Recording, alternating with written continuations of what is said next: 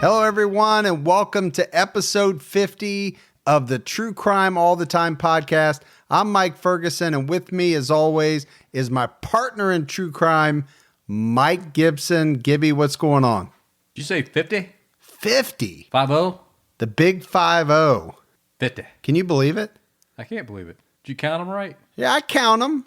I say them every episode. Last week, I said 49. Yeah. I didn't ask you if you counted them correct then. Probably should have asked you a while back ago. Should ask me every episode. Yeah. I just can't believe it, man. It seems like yesterday that we started the podcast. We're on episode 50. 50. You just keep repeating everything I say. I just can't believe it's been 50. I'm surprised. It seems like a big number when you say it like that. My contract's about up. It is. At 52, I'm out. 52 and Gib is out. Don't scare people, dude. That really will scare people. No more Gibbs. In 2016, California wife and mother Sherry Papini disappeared for 22 days. When she was found, she told authorities a detailed account of being kidnapped and tortured. Years later, in a stunning twist, Papini pled guilty to making false statements about what happened to her, setting off a media firestorm. Now, for the first time, Sherry Papini is telling her side of the story and revealing shocking new information. Sherry Papini, Caught in a Lie, an ID documentary event, Monday, May 26th at 9 on ID. Set your DVR. All right, let's do Patreon. We have new Patreon supporters, Anthony Paracchia. Paracchia. That's it. Nikki Zarnecki. Yeah, like I said, it sounded like from the movie Grease. Kanicki. Kanicki. We have Megan Wallace. Yeah. Scotland. Merle Elizabeth jumped out at way above our highest level. And this has kind of been a week-to-week thing. You just walk away after doing that. Yeah, it's like, started with Samantha, and then you had Jacob A. Stone Esquire last week. And it seems like every week somebody's just trying to top it. So Merle jumped out at $30, man. That's unbelievable. Much appreciated. Yeah, we had Taylor Roy. Sasha Hampton jumped out at our highest level. Sasha. And then we had Gary Place. He's in first. First place? So I did think that was a good name because I said, if you don't belong to Patreon, you probably didn't hear it, but I said Gary Place. So if you're friends with him, what do you say? Yeah, let's go back to Gary's place? Yeah. But no, Gary Place's place. Yeah. To watch NFL football. Yeah. You got to go to Gary Place's place. Yeah. Could be a little confusing.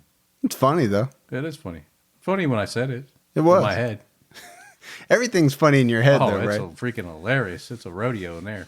And then we had, we appreciate everyone that supports us on Patreon. And then we had Ched Eberhardt that came out, supported us on PayPal, through PayPal. Yeah. So that was awesome. Big contributor on social media. Yep. And then going back into the vault, Gibbs. So I want to give a special shout out this week to Janet Harp, longtime Patreon supporter, and just want to say big thanks to her. And a big thanks to everybody, right? Our new Patreon supporters, the people that continue to support us month after month. Add on top of that, our Facebook followers, and they're out there sharing what we post. You've got the people that are following us on Twitter, and there's been a lot of retweeting lately of our episodes, which helps. It helps other people, get to know us, see us, try us, see what they think. Try us? Try us? Give us a try. Give us a try. Try the podcast. Maybe I should have said try the podcast. Yeah. And then, and I don't want to leave out our Instagram followers because they're doing a lot too. I'm seeing a lot of people post in their stories that they're listening to a certain episode. Yeah. They'll even take a picture of their phone. It's just really cool. It is cool. So all of that combined, helping us financially, helping us on social media, it's just what has allowed us to grow, and it's unbelievable. I can't say enough. And because the holidays are coming up, we can probably just take it one more notch, if you don't mind, if you have the time. Is this your sales pitch? Yeah. That's it. And you want to be my latex salesman. That's right. So I think what Gibby's getting ready to say is if you're shopping on Amazon, you're going to buy stuff on Amazon anyway from here now forward to the holidays. Might as well go to truecrimeallthetime.com, click on the Amazon banner. If you go through that, Amazon gives us a little something. A little sprinkling. Yeah, it's not much, but every little bit helps defray the costs of production and us putting out the podcast. And the great thing about that is it doesn't cost you anything. The price is always the same. You're going to spend that jack on whatever you're doing on Amazon anyway. Well, go through our little link and... Yeah, helps us out. So I don't tout it a lot. No. I probably will say it a little bit more as we get closer to Christmas. Just bring it up every now and then, but it's cool. Whatever. Now, somebody did reach out to me the other day and say that the link wasn't there. And I think it might have something to do with like an iPad or a Kindle. For some reason, it may not show up. It definitely shows up on the laptop or on a computer. So if you go through a Kindle... Like a smaller screener on your phone, it may not show up for some reason. If you're saying if you used an Amazon tablet, you couldn't get to the Amazon link. No, it doesn't show up on our webpage, I think. I gotcha. Have you tried the link lately? There's only so much. No, I haven't. Maybe I should try it. Is that what you're saying? I want to try the link. You are the webmaster. No, she didn't say it didn't work. She said it wasn't there. Yeah. Do we need to hire a professional webmaster? Dude, we need a professional at a lot of things because you and I are professional at nothing. We can't afford it. So we can't afford it. We're lucky to get 2 podcasts out a week. Yeah. That takes everything we got. So big shout out to Maggie for her writing and research of this episode. It's unbelievable what she's been doing for us over the last several months. Can't say enough good things about her. And then after you listen to this episode, if you haven't already, make sure you check out True Crime All the Time Unsolved. There's an episode out right now about Ricky McCormick. Different episode, Gibbs, from us. A little departure. Now, there's a murder. There is a murder. But this is a real mystery. I don't want to give too much away. Yeah, it's not like the Orient Express. No, but it's really more about the mystery. I don't want to take anything away from the murder of Ricky McCormick, but there's a mystery associated with the murder that really has led to... It's more like a Rubik's Cube. If you say so. It's like a murder with a Rubik's Cube inserted. Well, that sounds real dark. All right. Are you ready to get on with episode 50? I'm ready to move forward with it. If you want to get on, you get on. Are you going to get on or not? I'm ready to move forward. Get on board with episode 50. We're talking about Richard Trenton Chase. And they gave him the nickname, the Vampire of Sacramento. So that alone's got to tell you something. This is going to be a rough and tumble episode. I mean, a lot of ours are. We try not to hold back on the details. We've said that from day one. We like to get into the details. We like to tell the story. There's some rough details in here. I'm not going to lie. It's in tumbling. There's some rough and tumbling. So this is one of those, Gibbs, and we've made this statement on a few. This is not one to listen to while you're eating your lunch at work, while you're eating your dinner. You might want to just eat this one. Just eat this one? You might want to just listen to this one while you're not consuming food. Yeah, this is a good one to work out to. It's a good one to listen to right before. That's it. Really? You're just going to leave it hanging like a hanging Chad? Yeah. Only had it hanging like a Chad. You had something, though. I saw the wheels turning and it just... I did. I thought I better not. It faded. It's funny you started talking about when to listen stuff. I can't believe how many people say they listen to us as they're falling asleep. Yeah, it's kind of... This one, hey, you might have some really cool nightmares. Strange... Yeah, visions. Yeah. I mean, I don't mind it. It's, hey, if we put you to sleep and help, I don't care. Whatever, however you listen, why. Maybe they think our voices are soothing. I don't know.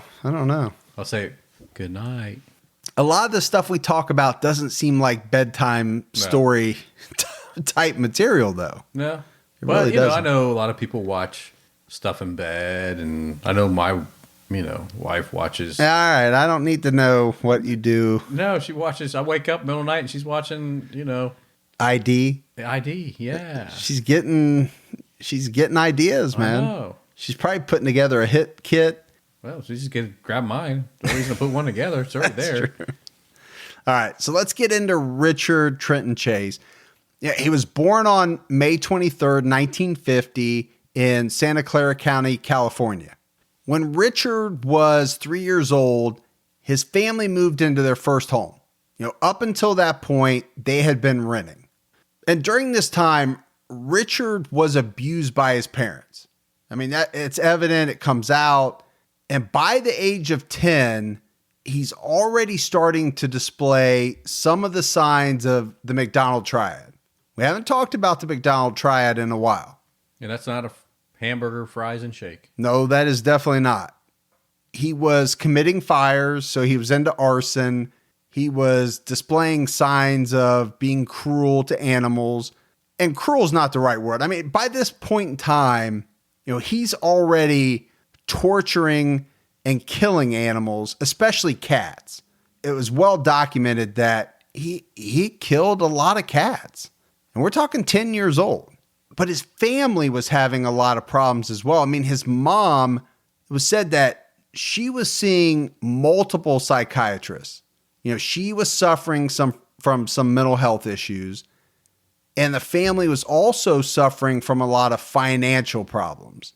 So much so that in 1963, Richard Chase is 13 years old. They lost their house because of these financial problems. So Chase goes on to attend Mira Loma High School. It didn't get good grades. I mean, it talked about C's, D's, and F's. I don't think this guy ever saw an A or B in his life. He was arrested his sophomore year for possession of marijuana. And in the juvenile court, they ordered him to get a job on the weekends. I don't know what that serves gives. Maybe just to keep him out of the trouble on the weekends. What are you laughing about? I was trying to remember the hamburger movie where they're all potheads working there. Is that where they kept seeing visions of hamburgers? Was that John Cusack? No. Oh. Hamburger the movie? It was not the guy from Nickelodeon that's now on Saturday Night Live, is it? Yeah. Those two kids that were on Nickelodeon? Yeah. Oh, I never saw that. I didn't either, it was all about smoking weed and working at the hamburger place. Oh, was it? I just don't remember the name of the movie. That's what I was just thinking about. Yeah, think about that has something to do with this. I know. I'm just messing with you. Well, I was going to say maybe he was working at whatever that place was called. Maybe. I couldn't remember what it was called. So that went nowhere. Yeah. But even though, he's getting horrible grades, he ends up graduating from high school in 1968. And after graduation, he enrolled in American River College. So C's, D's, and F's, you graduate and then you go right to college. See, it can happen. It can happen for anybody. You can get there. Now, in college, it said that he had a C average. Should be a shocker. Wait, I don't even think he had a C average in high school, but now he's at college with a C average? Yeah, but you got to at least maintain a certain average if you're going to continue on with college. Well, don't you have to have a certain average before they let you graduate? Yeah, I don't know. Back then, man, I think some people, they just wanted to get the hell out of Dodge. It's like Spicoli. They just wanted you out. Spicoli. I love Spicoli. So he's got this C average, but he's taking a lot of drugs. So Richard Chase is into a lot of drugs. And it's at this point in his life where he starts seeing a psychiatrist of his own. So his mom, we know, had some mental health issues. Richard's going to have his own. But he starts seeing the psychiatrist because of erectile dysfunction. That's rough. I know you know. In college, man. That's rough in college for sure to have erectile dysfunction. And I'm not making fun of anybody that has it like yourself. But what the doctor or the psychiatrist was telling Richard Chase was that, this ED was probably as a result of some repressed anger that he had. But on top of the erectile dysfunction, I think the psychiatrist pretty easily could tell that Richard Chase was also suffering from some type of mental illness. The problem with what's going to happen, though, is that at that point, he doesn't get any type of help. He goes in for this erectile dysfunction. He doesn't come out with any type of help for what is obviously some type of mental illness. And one of the things that the psychiatrist thought was that Richard Chase was a hypochondriac. And this would only get worse as he would get older. It was said that he would say that his heart would just stop beating, which is not a good sign. But obviously that's not happening, but he feels like it is. But the other thing that he would say, and this came out a lot, he would tell people that someone stole his pulmonary artery. He just reached in and grabbed it and took it out. Yeah. Like Raiders of the Lost Ark, the second one. Second one. I forget what it's called now. Temple of Doom. Just like Temple of Doom. They just reached in and stole his pulmonary artery. Obviously, that didn't happen. But you're seeing the signs that, and you're going to see a lot more of them. There's no doubt that Richard Chase had various forms of mental illness. And he had a very strange practice, which included taking oranges and holding them to the side of his head because he thought his brain could absorb the vitamin C that way. Maybe. Well, maybe. Maybe. I don't believe so, but that's what he thought. Did he cut them first, or did he have to just put them up there whole? I don't know.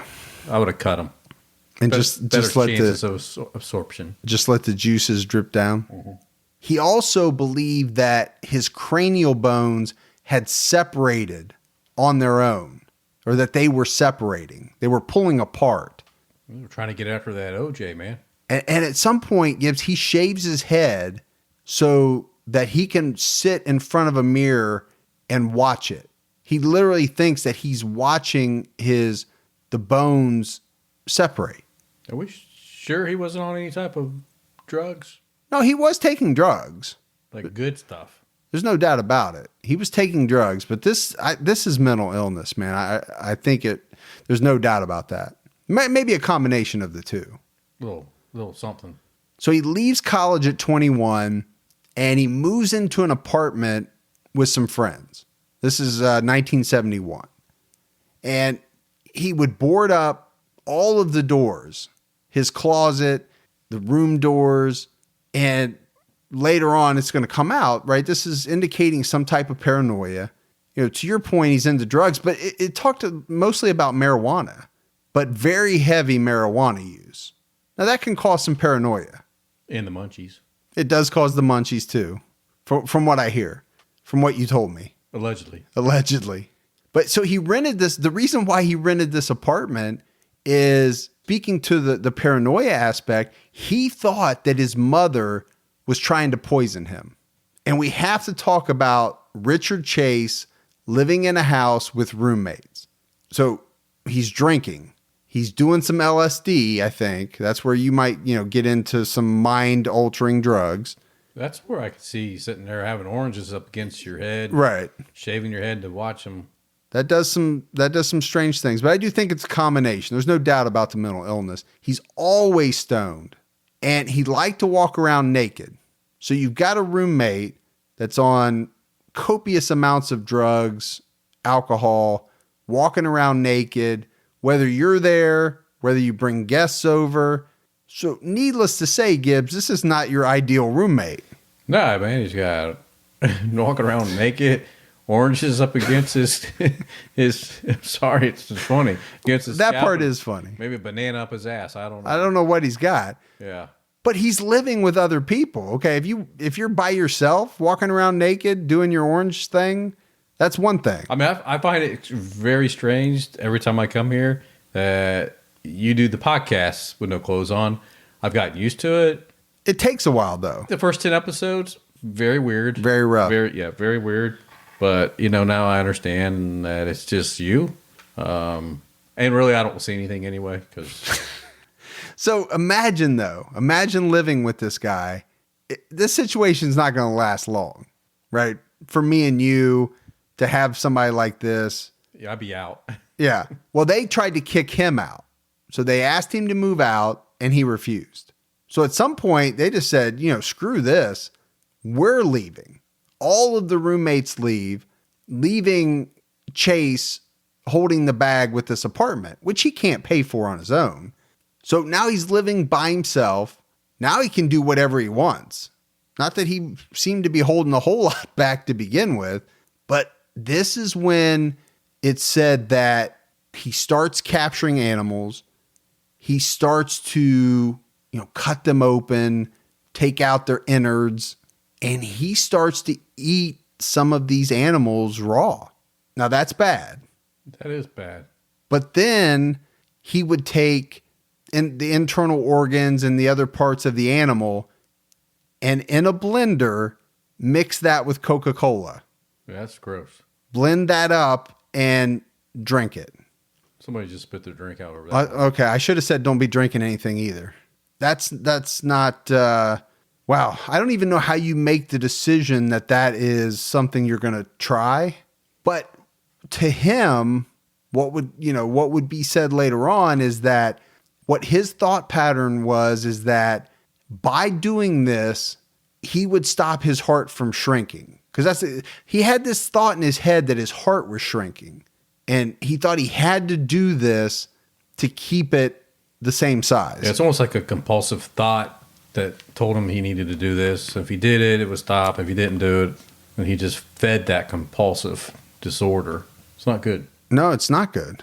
And it's not good. But to this point, he hasn't hurt anyone. No, I shouldn't say that because he's hurt animals. He hasn't hurt any other individuals. He's doing some strange things and he has hurt animals. But obviously, as we know, this is going to get much, much worse.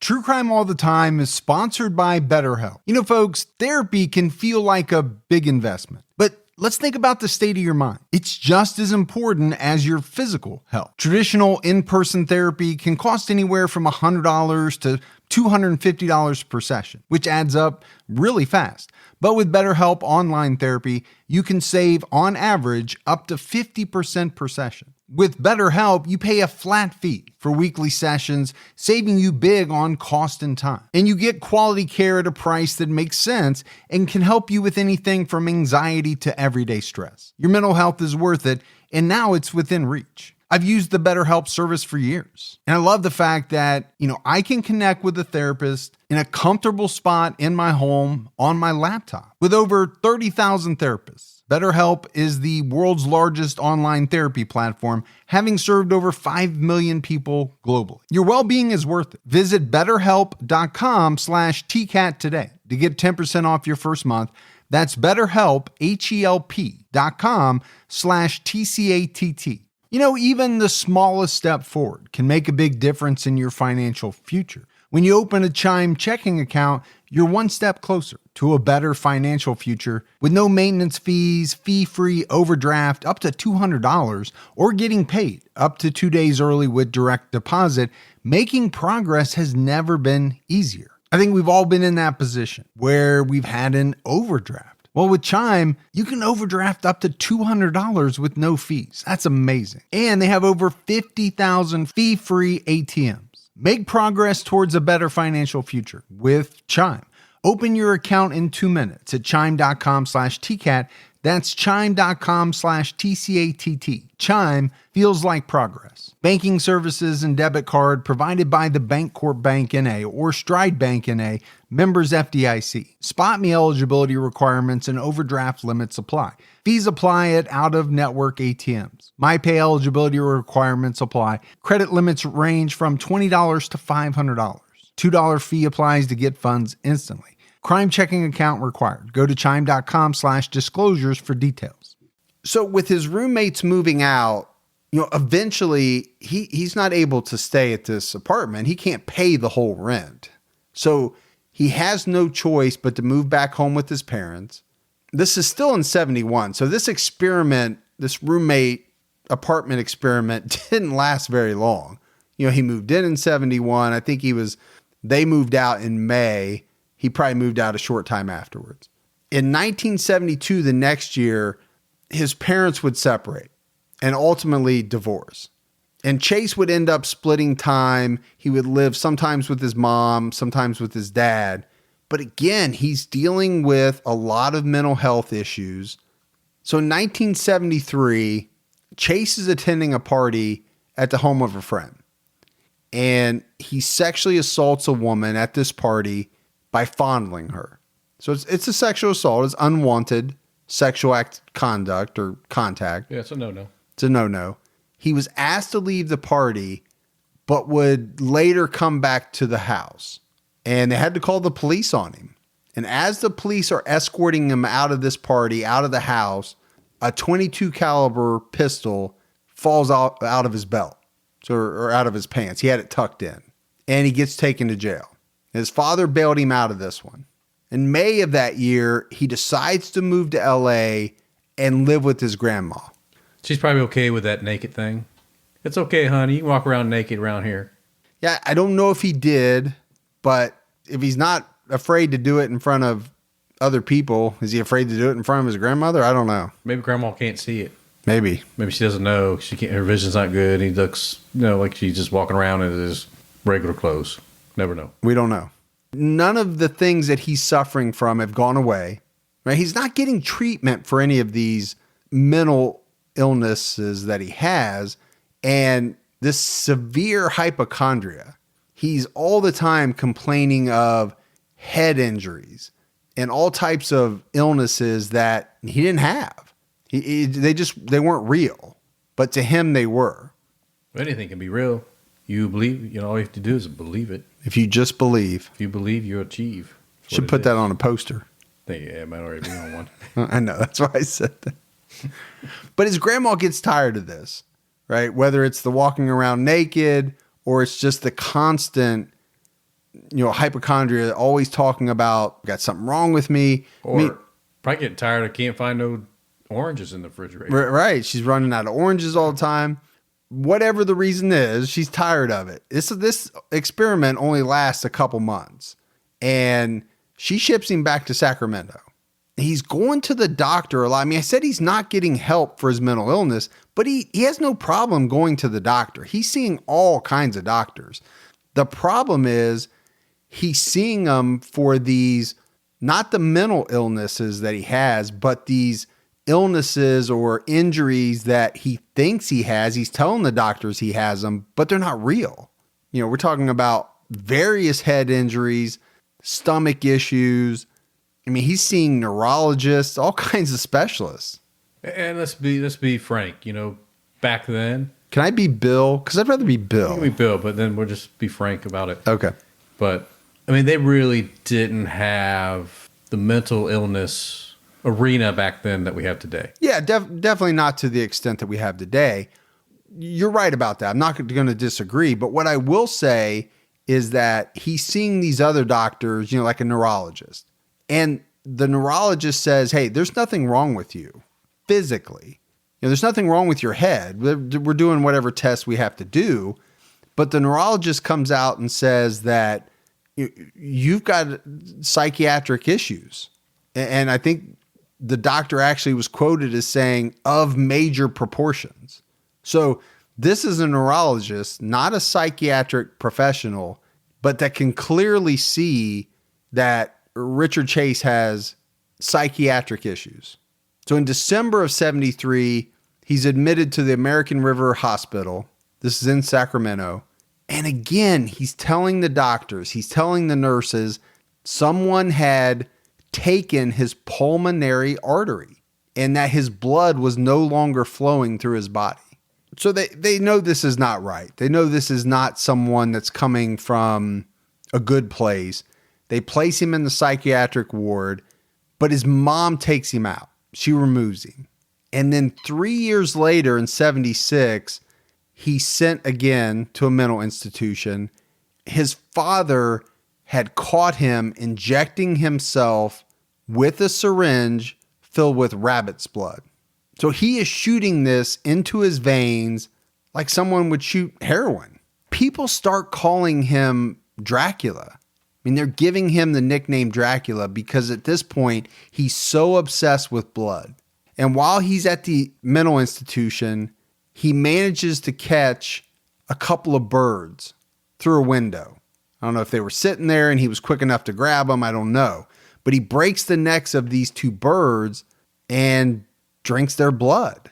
None of this can be healthy, by the way. No, drinking the blood of animals, I don't know what it does to you, but it could be. Can't be good for your digestive system. I don't think it could be good for anything. But it's also said that he was able to get his hands on syringes, and he would take the syringe and stick it into some therapy dogs that were there at the mental institution and draw their blood.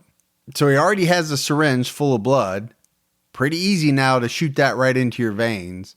This guy's getting a lot of blood pumped into him, either through his veins, drinking it. It's no wonder that people around the institution are calling him Dracula. But it seems like everybody knows about it.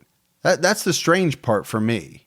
It wasn't like it was this big secret, but it's at the hospital that he's finally given a diagnosis, paranoid schizophrenia, along with suffering from somatic delusions.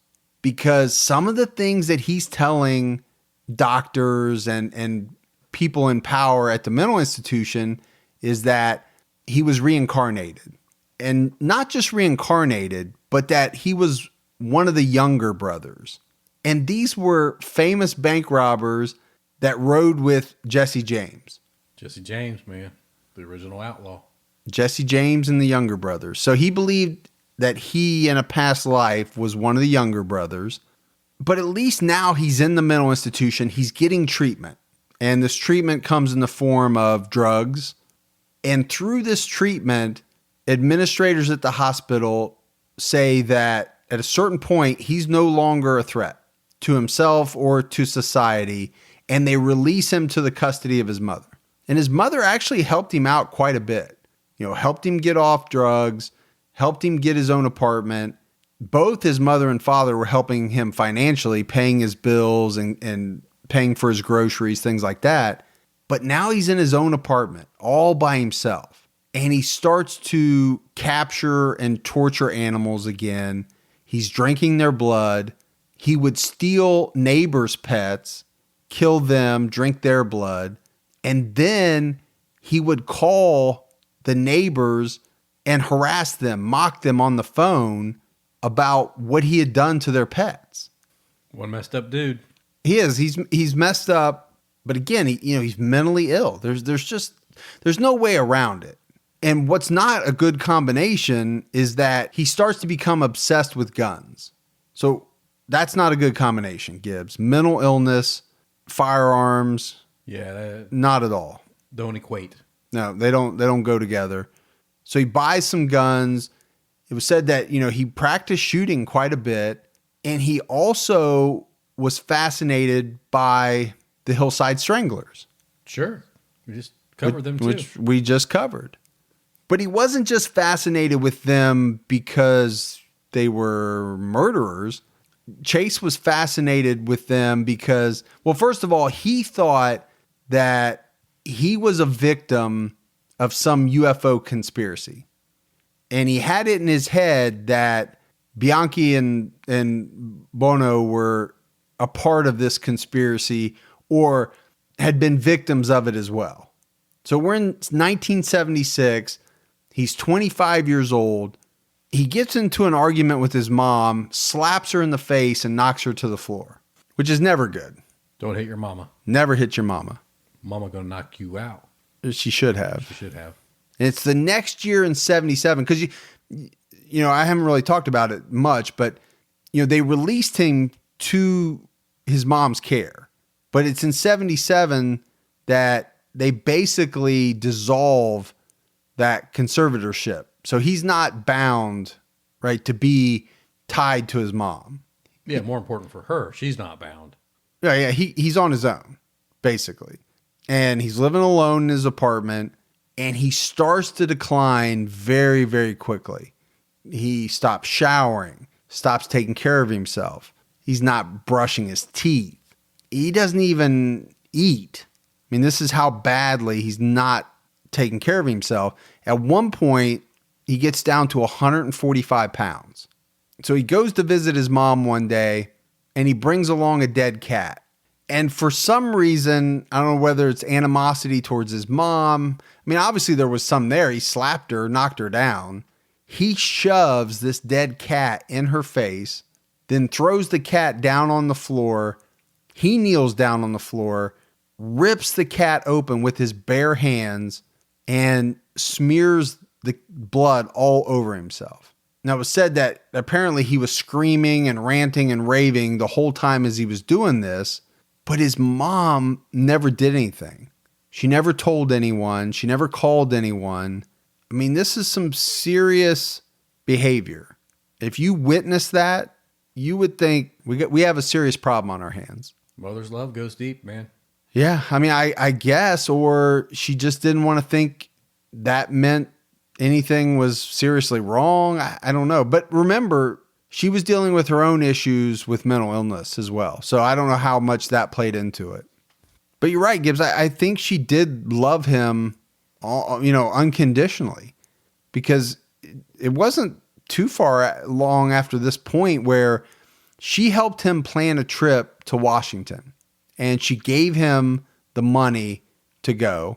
He used part of the money to buy a 1966 Ford Ranchero, which wouldn't be my first choice, but that's what he picked. You probably go for the El Camino. I'd rather have an El Camino. Yeah. It's during this travel, he's in Nevada, and the police from the Bureau of Indian Affairs, they find his car. And inside the car, they find a .22 caliber, they find a .30-30 rifle. And when they find him, he's naked near this Pyramid Lake reservation. He has killed a cow, taken out its liver, and rubbed blood all over himself. And when the police confront him, he tells them that all of that blood was his, that it was leaking out of his body. So they arrest Chase, they impound the car, but he's let go because the U.S. District Attorney doesn't want to press charges against him. And I'm not really sure what they would press. I mean, maybe the weapons charges. What would you call it, Gibbs? Killing a cow, maybe? Indecent exposure? I mean, there's not a lot to... Cruelty to animals. Cruelty to animals. I mean, but he's naked. I don't know. I don't know what's there. He hasn't hurt anybody besides the cow. But you would think there was something, right? They could have charged him with something. Because his behavior is not going to get better. And it's towards the end of that year, he starts buying dogs from the SPCA. So he's buying dogs, he's stealing dogs. We talked about him stealing his neighbor's dogs. And he's killing all of these dogs and drinking their blood. And this guy he's all about the blood. He's Dracula.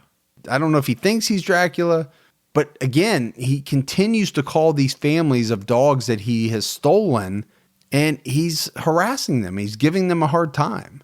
He's taunting them about stealing their dogs and drinking their blood. Yeah, he's just a prick, man. I mean, it's terrible. Do that thing to innocent animals, and then on top of it, you're going to taunt the families that own those dogs? Now, we have to talk about this time, right? This is back before no caller ID. You don't know who's calling. So these people don't know who he is. They don't know who to call the cops on. But on December 2nd, 1977, Chase buys a .22 caliber pistol. Is that a little bit bigger than that 13 caliber? It's a little bit bigger than the 13 caliber.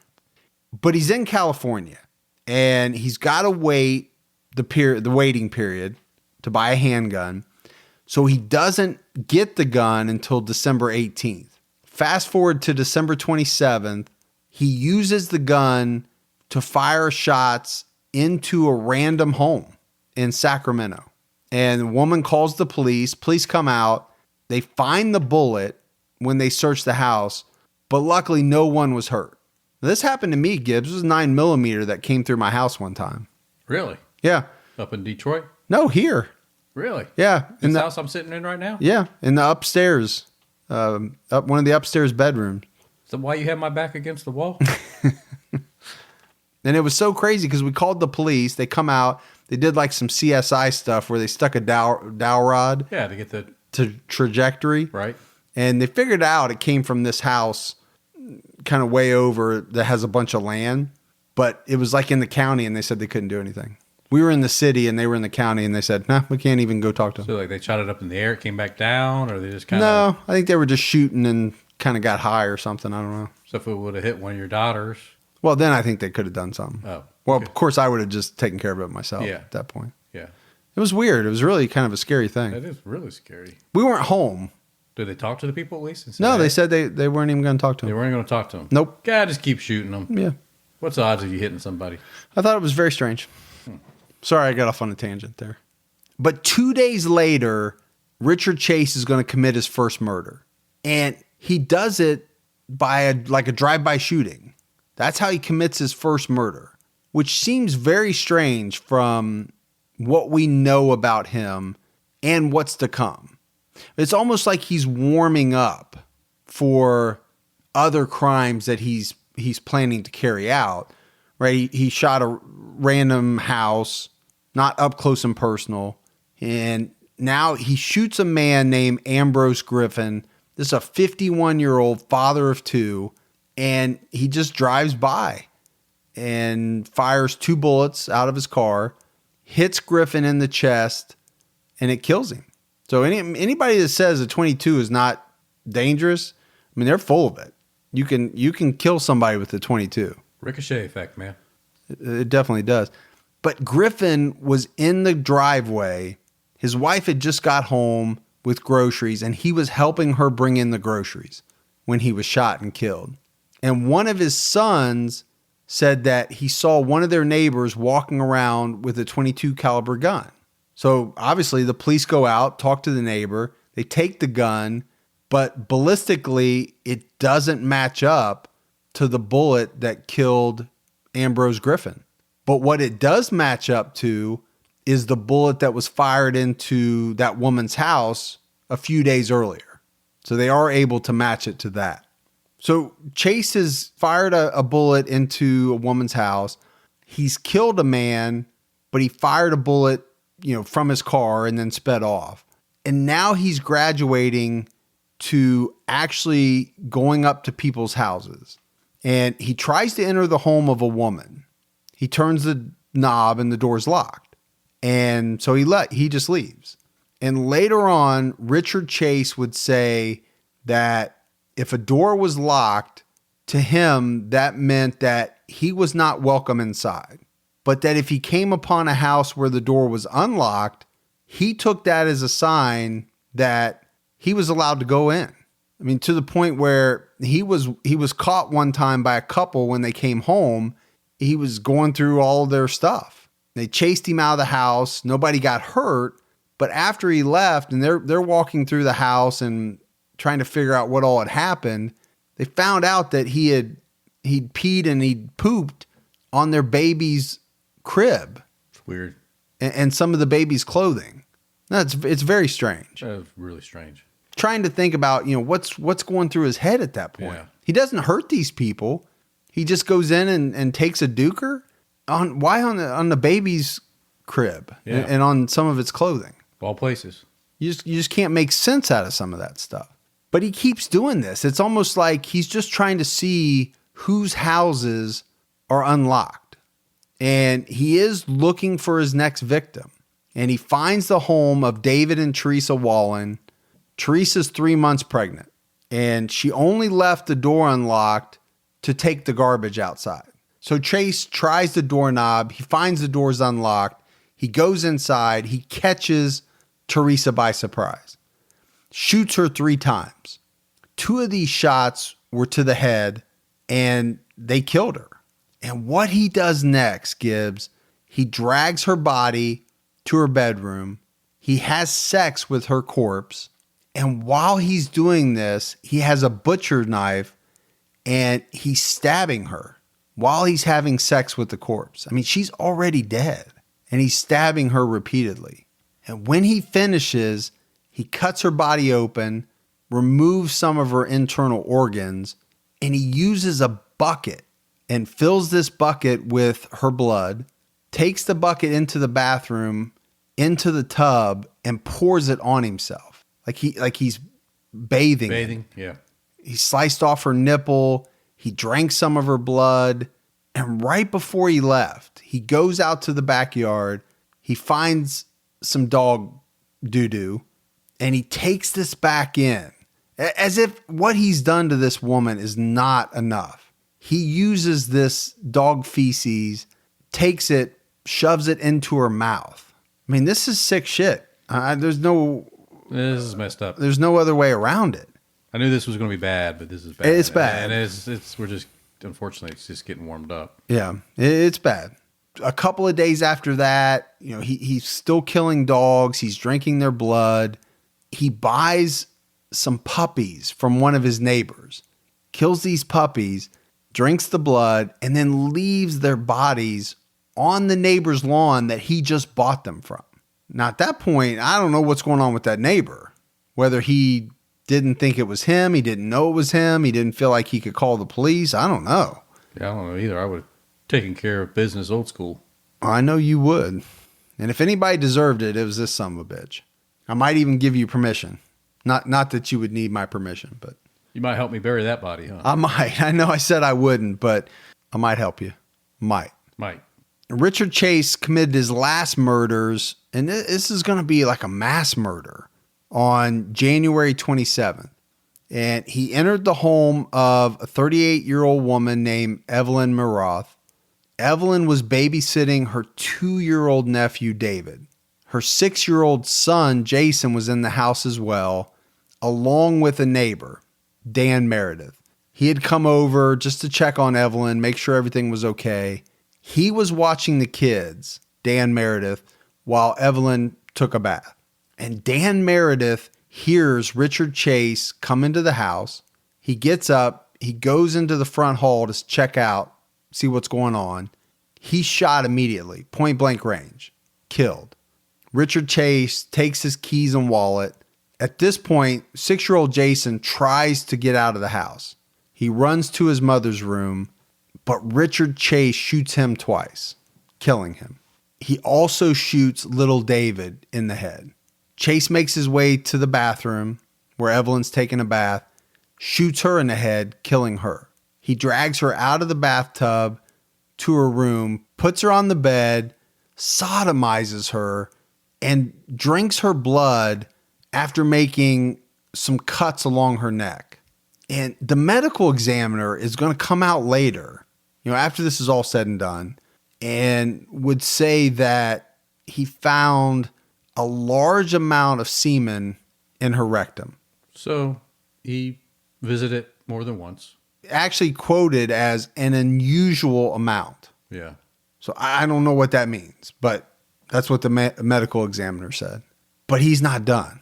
And by far, this is the worst part. So if anybody's squeamish, hit the fast forward button like a couple times. Now you're going to say they're squeamish? Well, it gets worse. It does get worse. I don't even know how to say it. My gosh. Okay. This guy he was brutal. He stabbed Evelyn multiple times. I mean, she's already dead. Stabbed her all over her body, in her anus. I mean, just all over. And again, he used a bucket, but this time instead of bathing in it, he drank her blood. And Gibbs, this is tough. This is really tough for me. But Richard Chase ends up eating some of the 2-year-old's brain. Now, he gets scared off by a knock at the door. It's one of the 6-year-old's friends that has come over to see if Jason can play. That scares him off. He takes off in Dan Meredith's car. And the friend told a neighbor what she had seen. Somebody rushing out, getting in a car, taking off. The neighbor comes over, comes into the house, and finds this horrific scene. Couldn't imagine walking in on any of this. Calls the police. And the police, as they're doing their investigation, they find handprints, they find sole imprints. Bloody. That were left in Evelyn's blood. But what they don't find is the 2-year-old David. Because Richard Chase had taken David with him. Now keep in mind, he's already dead. And he proceeds to do some horrible things. You and I talk about details. It's one of the things that I can't even go into all the details of what he does to this little boy. It's pretty, everything up to this point is really bad, but this is brutal. If you want to know about it, you can look it up. I can't even talk about it. It's so bad. But police find Dan's car abandoned, not too far from the house. And where they find the car is only about 100 yards away from where Richard Chase lived. So, he committed this heinous murder not far at all from where he was living. The FBI at this point is already on the case. They had started to develop a profile of the killer. And what they said is that, this was probably most likely a disorganized killer with some signs of psychosis. He didn't plan these crimes out ahead of time. He didn't try to hide or destroy any evidence. He left everything in plain sight. To the FBI, it didn't seem as though the killer cared about what he was doing, who he was doing it to, or if he would be caught. It just he didn't care. That's what they thought. I don't think they were very wrong. No, I think they were spot on. I don't think this guy cared about anything. No. And the one thing that they were sure of was that this person was going to kill again and again, would not stop until he was caught. And this is 1977, Gibbs. I mean, this is early. I would think this would have to be early FBI profiling days. Yeah, I would think so. Because I actually started watching that show Mindhunter. Everybody, on the forum and the everybody loves it. The Facebook group, they keep saying watch Mindhunter, and I started watching it, and it's basically about FBI profiling in the 70s. It's actually a good show. I like it. You like it a lot? I like it a lot.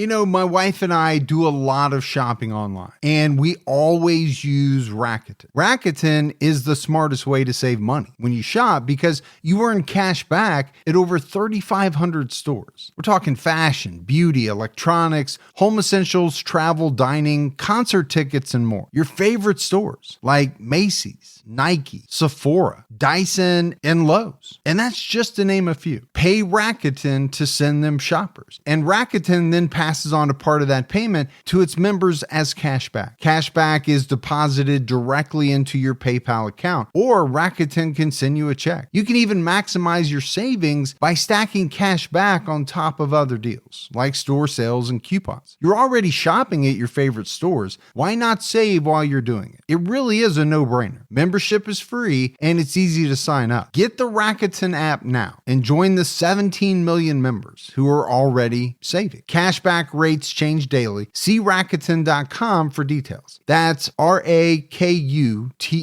Your cash back really adds up. Hey folks, see if you've ever had this problem. You're trying to eat a little healthier, but you're in the grocery store aisle, you're looking at packaging, nutrition labels, and they're so confusing, you don't know what's good for you and what's not. Well, this is why I love Thrive Market, my go-to online grocery store for getting all of my healthy essentials delivered, and I don't even have to leave my couch. Finding better options for the whole family is easy with Thrive Market's Healthy Swap Scanner. Just scan a product, and it instantly recommends healthier swaps. This is how my wife and I found our new favorite snack, IQ bars. Sometimes I eat one in the morning with my coffee, sometimes just later on in between meals. They also have so many on-site filters that make it simple to shop by the needs of everyone in the family. Maybe you have someone who needs gluten-free food, somebody that has a peanut allergy. Well, no more scouring ingredient labels when you can just filter it all on Thrive Market. My wife and I often use the high-protein filter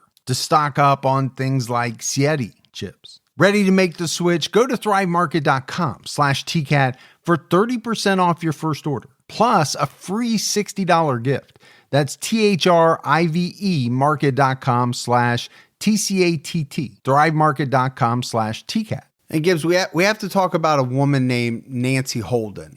She's shopping one day at a shopping center very close to the Wallen residence when she has a very strange encounter. A man approaches her. He appears to be very confused. She tries to avoid him, but he comes right up to her and asks her a question. And the question was, were you on the motorcycle when Kurt was killed? And it startles her because 10 years earlier, she had dated a boy named Kurt who had been killed on a motorcycle. And she takes a look at this man and she realizes that she knows who he is. She knows him as Rick Chase. She had gone to high school with him, but he didn't look anything like the Rick Chase that she went to high school with. Back then he had been pretty clean cut, but now, he's grimy, he's stained, he's very agitated, he's nervous, and she talks with him for a few minutes. She's looking for a way out of this conversation, and he follows her out into the parking lot, trying to get a ride from her. But she's able to get in her car, lock the doors, and pull away. Now, she knew that was rude. That was a rude thing to do. Sure. But that was also the right thing to do. Really smart. And smart in that situation. And it's later on that Nancy Holden is going to see a police sketch of a disheveled looking man that was seen in the neighborhood wearing an orange ski parka after the mass murder on January 27th. And she immediately recalls that Richard Chase, or who she knew as Rick Chase, had been wearing this same type, same color ski parka that day when he talked to her. So she gives police that information. They've got that. Then they get another clue from the gun registration, that .22 caliber gun that Richard Chase had bought in December of 1977. And then they were able to find out that on January 10th, he had bought some .22 ammo.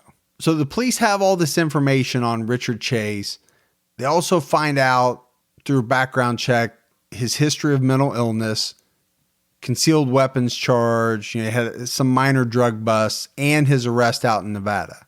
And it's just one day after the horrendous triple murder that they go out to pay him a visit, Saturday afternoon. The police talk to the apartment manager, and they find out that Richard Chase's mother paid his rent, but that he refused to let her into his apartment. They knock repeatedly on his door, but he wouldn't open. But they could hear him inside making some noise. So they acted like they were going to leave, and they waited. Richard Chase comes out of the apartment with a box in his arms, starts towards his car. Detectives converge on him. They tackle Richard Chase, and they notice immediately that he's wearing an orange parka, has dark stains all over it, and that the shoes that he has on appear to be covered in blood. He had a .22 caliber semi-auto handgun on him. It also had blood stains on it. They found Dan Meredith's wallet in his back pocket, along with a pair of latex gloves. And then police open the box that Richard Chase is carrying, and inside they find pieces of bloodstained paper and rags. So they take him to the police station. They're talking to him. They're trying to get him to confess. All he will admit to is killing some dogs, but will not talk about any of the murders. Now remember, they still have not found 2-year-old David. And they've got everybody, in the city is looking for this 2-year-old boy. They don't know what happened to him. And while they have Chase in custody, they search his apartment. They're looking for clues about the missing baby. And when they get into his apartment, they say it smells like death. It's putrid, disgusting. Everything in his apartment is bloodstained. The food, all of his drinking glasses. In the kitchen, they find some small pieces of bone. They find some dishes in his refrigerator with body parts on them. He has a container that has some human brain parts in it. And they're checking out his blender, and it's stained. It's stained because of all of the blood, and it smelled just rotten. They find multiple pet collars inside the house, but no pets. They find some newspapers, the classified section, which were circled where people were selling dogs. And when they find a calendar on the wall, they see the word today is written on the dates of both the Wallen and the mass murder on the 27th of Evelyn, David, and Daniel, Meredith, and Jason. But not only that, they see that word today written on 44 future dates. So dates to come in 1978. So Gibbs, I mean, is he planning on 44 more gruesome, horrific murders? Man, I don't know how you can handle much more than what we already heard, so I'm glad he didn't. I mean, what happens if they don't catch this guy? Yeah. They always mess up somehow, but they do. At what cost?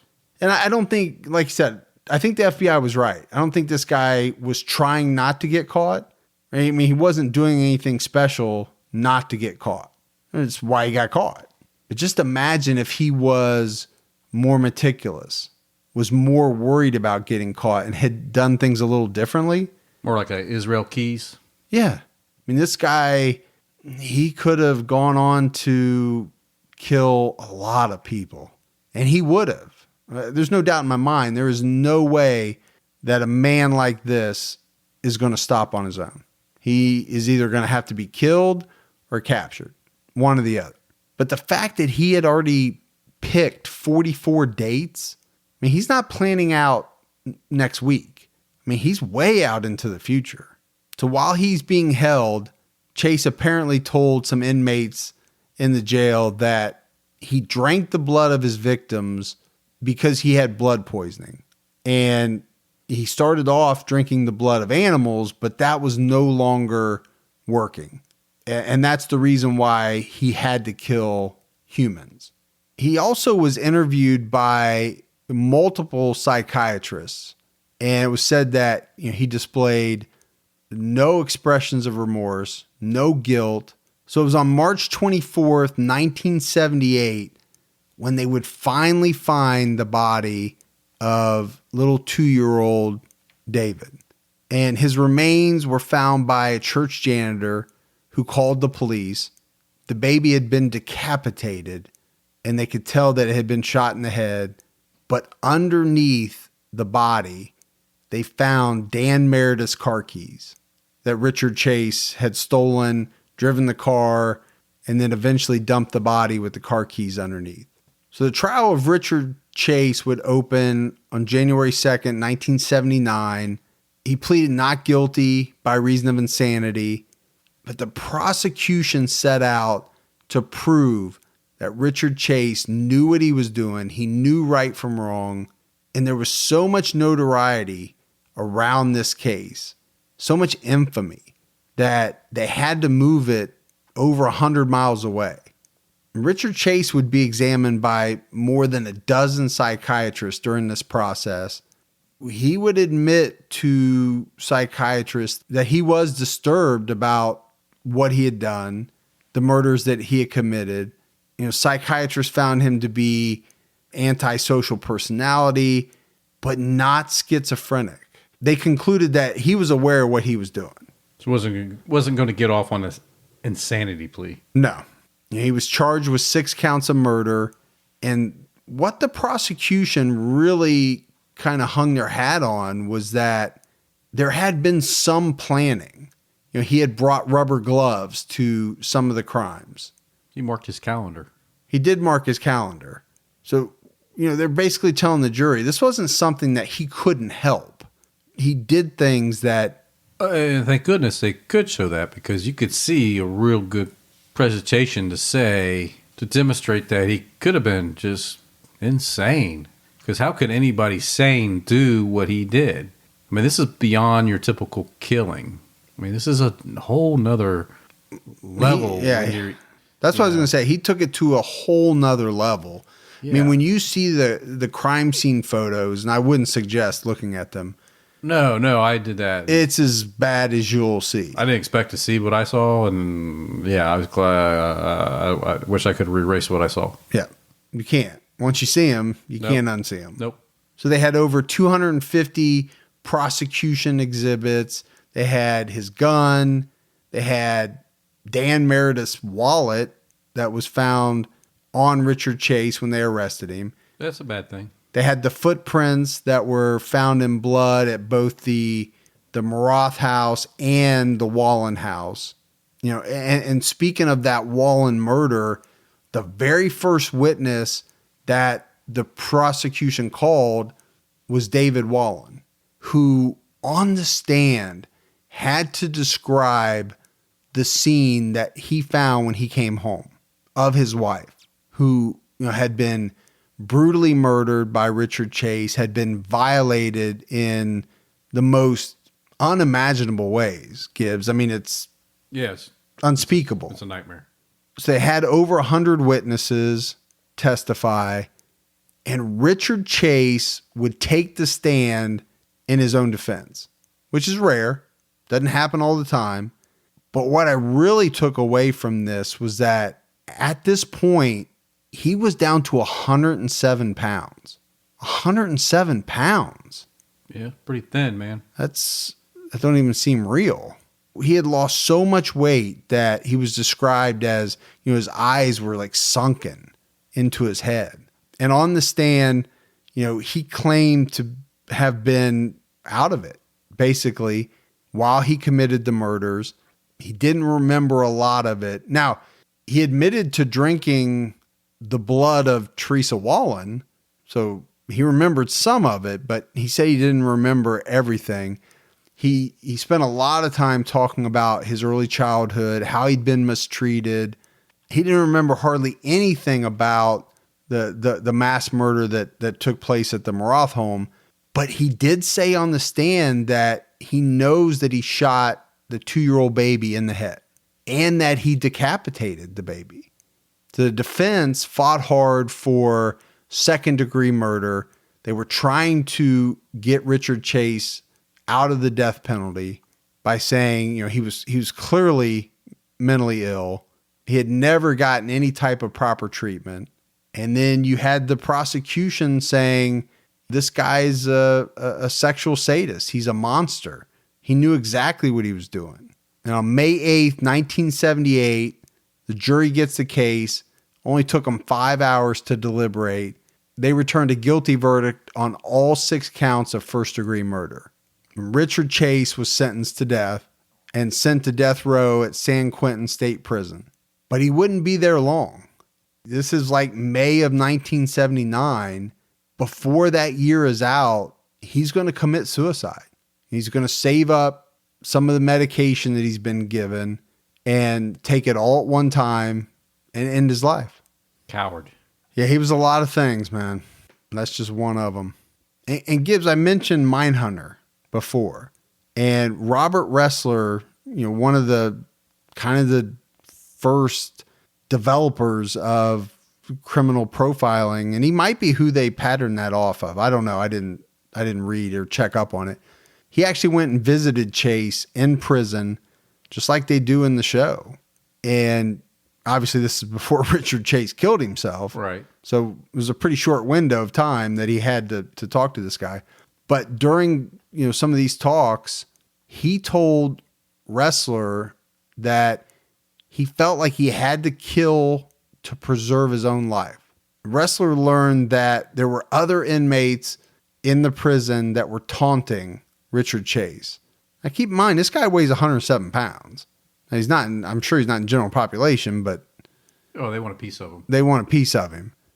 And during this taunting, they're urging him to kill himself. They didn't want to be near him. This guy's on the bottom. He killed kid. Right. He violated women. I mean, they would have killed this guy if they could have got their hands on him. Oh, yeah.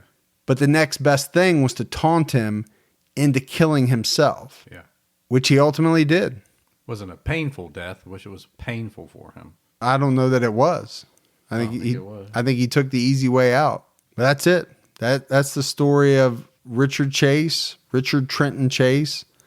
I mean, one of the worst monsters, Gibbs, you'd have to say, from the axe alone, and the gory details, the things that he did. It's a lot of it you can't get a whole lot worse. No, nope. It's pretty bad, dude. Pretty bad stuff. Don't know how the human mind allows somebody to do something like that, but we know it happens. And the other thing I'm thinking is, what was going on in the 70s? In the late 70s was a time, it was just a lot of serial killer activity. LSD, man. A lot of there seemed like there's a lot of bad stuff. Yeah. A lot of the people that we profile, the bad guys, a lot of this stuff seemed like it happened in the late 70s. Yeah, maybe that LSD acid man really messed with people's minds. I don't know. I thought that was a lot more 60s than 70s, but I guess it was carried over into the 70s too. All right, Gibbs, let's do some voicemails. We got to cleanse ourselves, man. I guess. I don't know how we're going to do it, but this one was dark. Hi, my name is Max Brew, and I'm calling from the Atlanta area. And I've got to say, Mike, Gibby, you do a great job on the show. Just in the halfway through, Bob Crane. Few things to say. Dick Van Dyke, still working today. My daughter, I watched the Mickey Mouse Clubhouse a couple years ago. He's singing along. Sounds great. Two, very topical, Bob Crane with the sexual, pretty much misconduct, and you just got Harvey Weinstein breaking. Harvey Weinstein from Miramax. And also, great description when you're talking about Dawson's son with Bob Crane and Bob Crane gloating and the kid basically just acknowledging what most of us think, what a creep, what creepy behavior. Again, you guys do a hell of a job. Mike, I don't know where you find the time to do all your work, considering I guess you have a real gig. You guys both should really be full-time into the entertainment because you do a great job. Thanks a lot. Again, I really appreciate it. You guys are great. Bye now. Hey, Gibbs, that was a great voicemail by Max. It was. And he thinks we should be full-time. I think so, too. No. The problem with that equation is to be full-time, you got to make money. Got to make money. If not, you're doing like he said, your real gig. Yeah. And that's what we're doing, our real gig. Luckily, I love my day job, too. My God, what's up? It's Emily. I got my things in the mail just now. Oh, my God. You guys are so unbelievably nice. Like, throwing in this extra stuff, I'm not even kidding. I've got just the biggest smile right now. Oh, my gosh. You know, I am like a tea and coffee addict, so I'm already just thrilled that I got a mug, and I'm a sticker addict, so I was already thrilled that I was going to get a sticker. But you guys, oh, my gosh. I love it so much. I just wanted to call and say thanks without, like, not in person, but with my voice, because I felt like just typing it out was, like, totally not going to be able to convey my excitement. Thank you guys so much. Oh, my God. Oh, and one thing I realized, I have not yet said this in my outro, so stay safe and keep your own time ticking. Bye, guys. Dude, did you not call her and tell her we sent the wrong box? No, I didn't.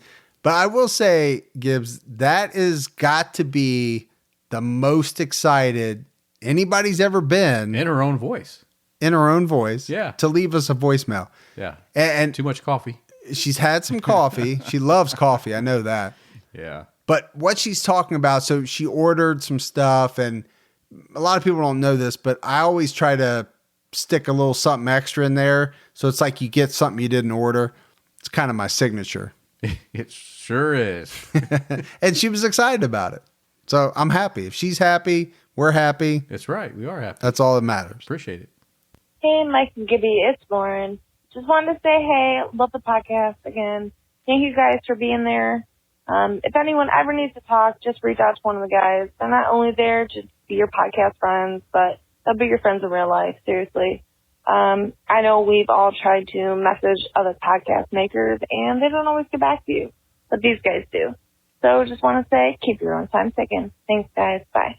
I really appreciate that voicemail from Lauren. Yeah, I do too. I mean, it's something that you and I have tried really hard is to, interact, not leave anybody hanging, reply to everybody. Now, it's getting harder and harder. I will say that. Yeah, it's not always the easiest. But I don't think we've let anybody down. Might take longer than it used to get back to people. Definitely easier if you tag us. Yeah.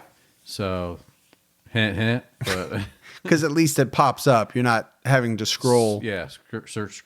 Because I will miss stuff like that because I don't get to see everything. But right. No, I appreciate it. It's something that we've tried very hard from the beginning. Absolutely. Love it. All right, Gibbs, I don't know. That helps cleanse it a little bit. Yeah. Excitement. Shake it off. nice voicemails, Like Tay Swift. good Shake feelings. Is that who said that? What is it? Shake it off. Tay Swift. T Swift. Tay Swift. Taylor Swift. Yeah. No, I got you. Yeah. I got It'll you. be all right. What are you, 16 years old? Uh, All right. That is it for number 50, the 50th episode of True Crime All the Time. We're halfway to a hundo. you are. I'm way over a hundo. Yeah. But we'll probably be there before we know it. Yeah. I mean, the first 50 kind of went by pretty quickly. Pretty fast. The next 50, I think, will too. Yeah, all right. As long as people keep listening and enjoying what we're doing, Better listen. we'll keep putting it out. All right, so that's it for Mike. And Gibby. Stay safe and keep your own time ticking.